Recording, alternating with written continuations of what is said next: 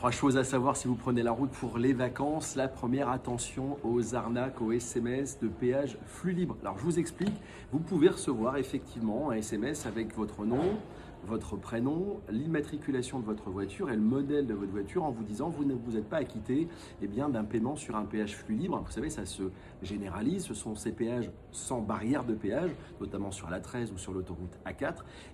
Maintenant il y a une fraude, donc on reçoit un SMS sur son portable, on se dit tiens, j'ai pas forcément peut-être pas payé un péage flux libre, on clique dessus, vous arrivez sur une page type Vinci Autoroute, c'est vraiment très très bien fait et pourtant c'est une arnaque. Alors pourquoi ont-ils toutes vos informations? Il y a quelques mois malheureusement, un grand centre de contrôle technique, une enseigne s'est fait pirater tout le fichier et donc ce fichier a été revendu à des malfaisants qui aujourd'hui font des arnaques à la fraude péage. Donc vraiment faites attention à ça. Si vous devez payer votre péage, c'est uniquement sur les sites des sociétés d'autoroute. Ça, c'est la première chose. La deuxième, on n'arrête pas le progrès.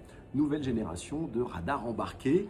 Alors, on avait l'habitude de voir ces voitures, vous savez, avec un arrière un petit peu particulier. Aujourd'hui, vous avez de nouvelles autos avec des mini-radars qui se trouvent sous les plaques d'immatriculation, notamment à l'avant. Ces voitures peuvent flasher jusqu'à plus de 150 véhicules en une seule heure de fonctionnement. Je peux vous dire que là, ça va vraiment envoyer la sauce.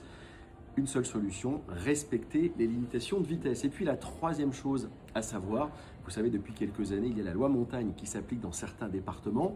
Pour cet hiver, hiver 2025-2026, 34 départements sont concernés, mais uniquement les communes qui ont décrété cette loi montagne. C'est très simple, quand vous arrivez dans une commune qui est concernée, vous avez un petit panneau à l'entrée de la commune qui vous signifie que la loi montagne s'applique. Alors, deux choses à savoir, vous devez avoir des équipements spécifiques, soit des pneus hiver, soit des pneus 4 saisons, ou sinon un système amovible. Vous savez, ça peut être des chaînes ou des chaussettes. Si ce n'est pas le cas, vous risquez une amende de 135 €.